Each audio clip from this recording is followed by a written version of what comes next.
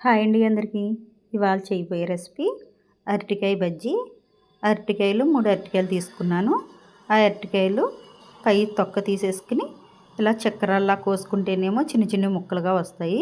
క్రాస్గా కోసుకుంటే ఆ విధంగా పెద్దగా వస్తుంది. క్రాస్గా కోసుకోండి.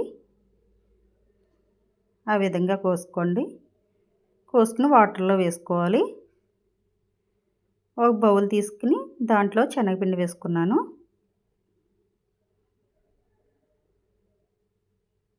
ఒక స్పూను వాము వేసుకోవాలి. వాము వేసుకుంటే అరటికాయ బజ్జీ చాలా టేస్ట్గా ఉంటుంది.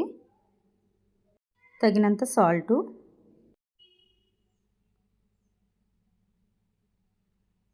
చిటికెడు పసుపు కలర్ కోసం వేసుకున్నాను. ఒక స్పూన్ కారం వేసుకోండి.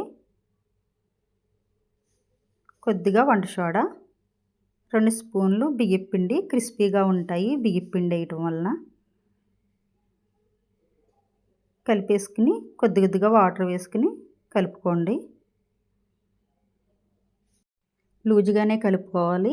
బాగా టైట్గా కలుపుకుంటే అరటికాయ బజ్జీ గట్టిచ్చేస్తుంది.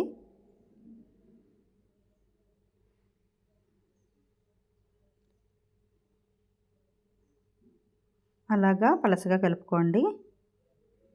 కలిపేసుకున్నాక స్టవ్ ఆన్ చేసి స్టవ్ మీద ఒక కడాయి పెట్టుకుని తగినంత ఆయిల్ వేసుకోండి.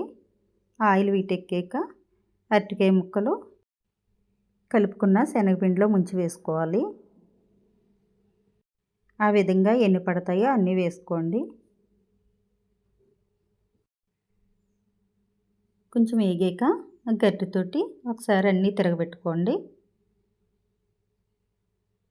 ఆ విధంగా అన్నీ తిరగబెట్టుకోవాలి.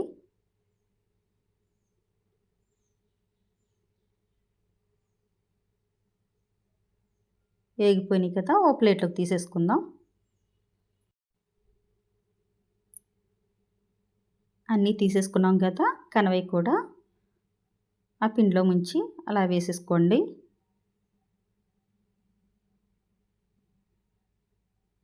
అన్నీ ఆ విధంగా వేసేసుకోండి.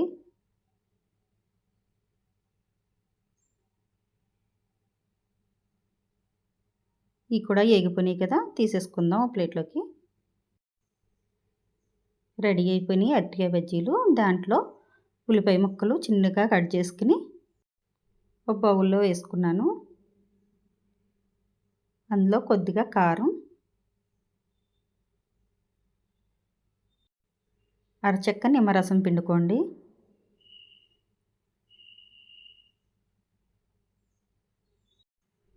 బజ్జీలో సాల్ట్ ఉంటుంది కాబట్టి కొద్దిగా సాల్ట్ వేసుకోండి, ఎక్కువ వద్దు.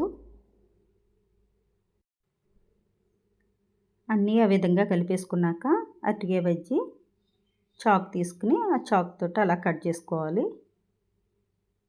మనకి చట్నీ అవసరం లేదు, ఇలా పెడితే పిల్లలు ఇష్టంగా తింటారు.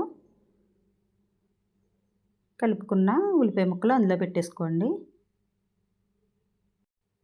బయట బజ్జీ బళ్ళు కాడ ఇలాగే చేసి పెడతారు. ఇంట్లోనే చేసి మీ పిల్లలకి ఇలాగ పెట్టండి, ఇష్టంగా తింటారు. రెడీ అయిపోయినాయి అరటికాయ బజ్జీలు. మనకి చట్నీ అవసరం లేదు, ఇలా పెట్టుకుంటే చాలా టేస్ట్గా ఉంటుంది. నా వీడియో నచ్చినట్టయితే లైక్ చేయండి, షేర్ చేయండి, సబ్స్క్రైబ్ కూడా చేయండి. Thank you.